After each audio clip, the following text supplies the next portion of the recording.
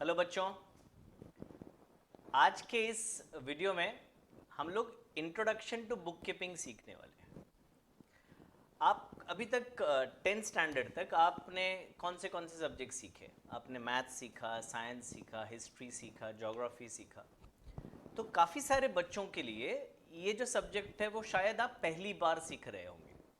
Specially जो Maharashtra state board से हैं वो पक्का पहली बार सीख रहे होंगे।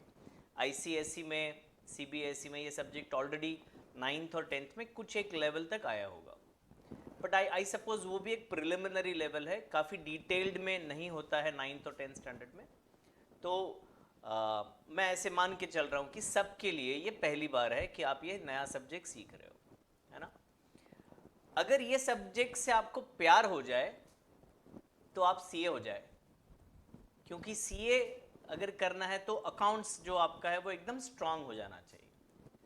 तो मैं चाहता हूं कि जो भी आप देख रहे हैं ये सब्जेक्ट से आप पहले तो प्यार कर लो। बहुत ही इंटरेस्टिंग सब्जेक्ट है, काफ़ी सारे रूल्स एंड रेगुलेशन से बना हुआ है। तो अगर हम वो रूल को एकदम अच्छे से समझ लें तो ये सब्जेक्ट से, जैसे मैंने पहले बोला, प्यार हो जाएगा आपको। मेरा नाम है Sapan Pareek, I am a chartered accountant. 20 साल का एक्सपीरियंस है और मुझे अकाउंट्स, मैथ्स, कॉस्टिंग और टैक्स, ये 4 सब्जेक्ट सिखाने का मेरा पैशन है। बहुत मज़ा आता है मुझे। आई एम श्योर आपको पढ़ने में भी बहुत मज़ा आएगा। I am also visiting faculty with Mithibai college. उनके बीकॉम ऑनर्स प्रोग्राम में मैं इनकम टैक्स पढ़ाता हूँ बच्चों को। मैं आपको 11वीं का 12वीं का पूरा अकाउंट्स पढ़ाने वाला हूँ। तो आइए चलते हैं हमारी जर्नी पे। आज का ये पहला लेक्चर है, एकदम छोटा सा वीडियो बनाया है और सिर्फ एक बेसिक हम सीखेंगे। धीरे धीरे छोटे छोटे वीडियो के द्वारा सीखते जाएंगे अकाउंट्स, ठीक है ना। तो बच्चा अभी सीखने का स्टार्ट कर रहा है तो एकदम ही से बॉम्बार्ड नहीं कर सकते हैं सारे वीडियोस। तो पहला स्लाइड हमने बनाया, अकाउंट्स है क्या, व्हाट इज अकाउंट्स। तो अकाउंट्स ये एक बिजनेस लैंग्वेज है।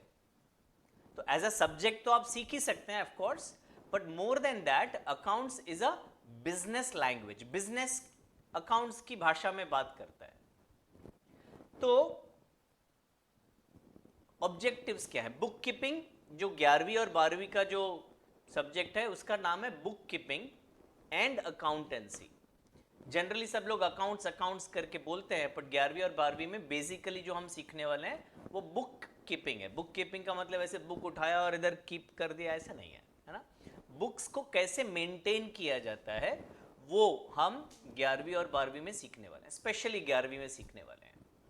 तो बुक कीपिंग यानी कि अकाउंटिंग, वैसे दोनों का मतलब अलग अलग है पर डिफरेंस बाद में समझेंगे, अभी तो शुरुआत की है। तो बुक कीपिंग का ऑब्जेक्टिव क्या है, उद्देश्य क्या है, हम क्यों, हमें बुक कीपिंग करना चाहिए, कुछ पॉइंट्स लिस्ट डाउन किए हैं। तो पहला है, बुक कीपिंग करने से बिजनेस में जितने भी ट्रांजैक्शंस होते हैं उसका कंप्लीट रिकॉर्ड मिलता है और वो भी एक्यूरेट रिकॉर्ड मिलता है। ऐसे याद नहीं करना पड़ता है, हाँ हाँ रे ऐसा हुआ था, नो ऐसा नहीं, कंप्लीट रिकॉर्ड मिलता है और वो भी एक्यूरेट, कोई भी हैंकी पैंकी नहीं, कुछ मिस्टेक्स नहीं। तो ये पहला ऑब्जेक्टिव कि अगर हम बुक कीपिंग ठीक से करेंगे तो बिजनेस में जितने भी ट्रांजैक्शन होते हैं, परचेज का, सेल का, वो सारा ट्रांजैक्शन का रिकॉर्ड हमें पूरा पूरा मिल जाएगा। सेकेंड ऑब्जेक्टिव है कि हर एक ट्रांजैक्शन को डेट वाइज रिकॉर्ड किया जाता है।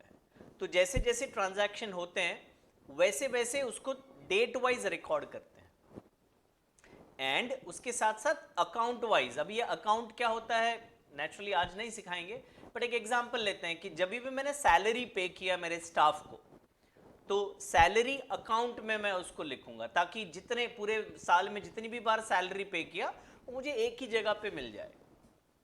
तो सेकंड ऑब्जेक्टिव क्या देखा हमने, all transactions are recorded date wise and account wise. तीसरा है, it is a permanent record. Permanent record है मतलब ये जो रिकॉर्ड है, अभी आजकल तो सब कंप्यूटर में सॉफ्टवेयर्स हैं उसी में सब रिकॉर्ड मेंटेन करते हैं, फिजिकल फॉर्म में पहले किया करते थे। आपको पता होगा टैली नाम का एक सॉफ्टवेयर है जो काफ़ी फेमस सॉफ्टवेयर है, बहुत सारे सॉफ्टवेयर हैं, tally is one of them. तो उस सॉफ्टवेयर में भी हम हमारा अकाउंटिंग कर सकते हैं। तो वो रिकॉर्ड एक परमानेंट रिकॉर्ड के तौर पे रह सकता है।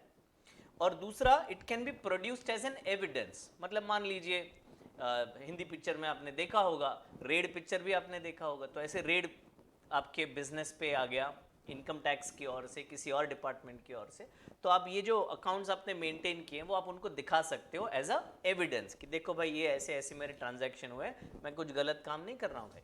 ठीक है, तो ये तीसरा ऑब्जेक्टिव हुआ। नेक्स्ट ऑब्जेक्टिव हमारा है, ऑफ कोर्स कितना इंपॉर्टेंट ऑब्जेक्टिव है, बिजनेस कर क्यों रहे हैं हम? बिजनेस इसीलिए कर रहे हैं कि साल के अंत में हमें पता चले भाई कि इस साल में जो हमने पूरा मेहनत पसीना बहाया तो उसमें क्या प्रॉफिट हुआ, क्या लॉस हुआ, जरा पता तो चले। अगर बुक कीपिंग यानी अकाउंट्स मेंटेन ही नहीं करेंगे तो ऐसे फिगर वाइज हमें पता ही नहीं चलेगा क्या प्रॉफिट हुआ क्या लॉस हुआ, है ना। तो ये जानना बहुत जरूरी है। So one of the objective of book keeping is to know profit और लॉस। ये टर्म अभी तक आपको पता नहीं है, फिर भी हम बता देते हैं ऑब्जेक्टिव के तौर पे, to know assets and liabilities. तो रफली बताऊं एसेट्स और लायबिलिटीज का मतलब, एसेट्स मतलब जो मेरा है, ओके जैसे एग्जांपल मैंने बिजनेस चलाने के लिए कुछ मशीनरी खरीदा है, कुछ लैंड खरीदा है ना, कुछ फर्नीचर खरीदा है, तो उन सबको एसेट बोला जाता है जो मेरा है। और लायबिलिटीज मतलब अब ये सब खरीदने के लिए एग्जांपल मैंने किसी से लोन लिया था, है ना, कुछ रॉ मटेरियल मुझे खरीदना था, तो वो रॉ मटेरियल खरीदने के लिए मैंने सप्लायर जो है जो देता है मुझे रॉ मटेरियल, उससे मैंने क्रेडिट मांगा था, ये मेरे को थोड़ा टाइम देना, 3 महीने बाद पैसे दे देता हूँ। तो अगर मुझे किसी को पैसे देने हैं तो उसको लायबिलिटी बोलते हैं, और जो मेरा है उसको हम एसेट बोलते हैं। तो हमें साल के अंत में ये पता तो चले कि मेरा जो बिजनेस है उसमें मेरा एसेट्स कितना है जो मेरा है, और मेरी लायबिलिटीज कितनी है जो मुझे किसी को देनी है। एंड लास्ट लिखा है नॉट द लीस्ट, पर to analyse the business performance. क्या आप अपने आप को कंपेयर करते हो क्या? तो आप दो तरीके से कंपेयर कर सकते हो। एक स्पिरिचुअली अगर कहें तो आप अपने आप को ही अपने आप से कंपेयर कर सकते हो कि आप पहले कैसे थे, पहले आपकी सोच क्या थी और अब क्या है। तो आप ग्रो होंगे तो you can compare yourself with yourself, and you can also compare yourself with somebody else. तो मे बी आपके पेरेंट्स कंपैरिजन करते होंगे, देख तेरा भाई कैसा है तू देख, देख तेरा दोस्त कैसा है तू देख, तो वो कंपैरिजन हुआ।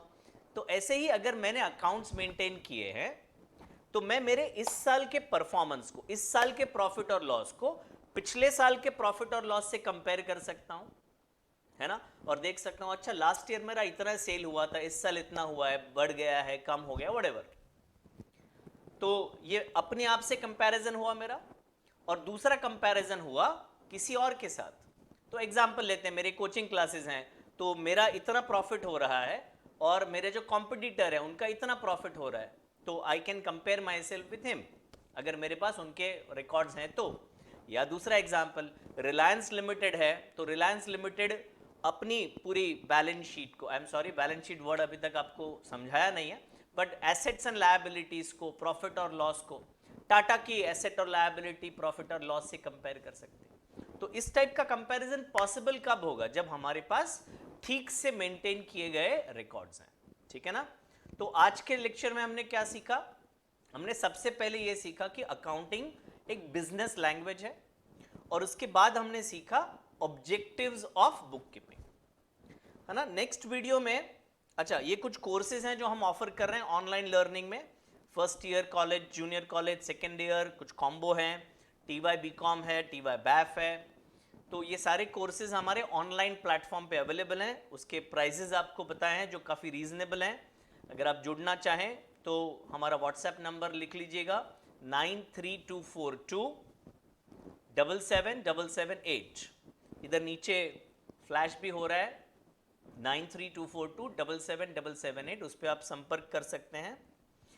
नेक्स्ट वीडियो में हम क्या सीखने वाले हैं? अकाउंटिंग टर्म्स सीखने वाले हैं। जैसे बताया कि अकाउंट्स एक लैंग्वेज है, तो लैंग्वेज में वर्ड्स होते हैं ना, तो वर्ड्स समझेंगे तब तो अकाउंट समझेंगे। तो कुछ कुछ वर्ड्स हमने अभी भी यूज कर लिए थे, तो उस वर्ड्स को हम सीखेंगे नेक्स्ट वीडियो में। बने रहिएगा। आई होप ये वीडियो आपको पसंद आया होगा। Thank you so much.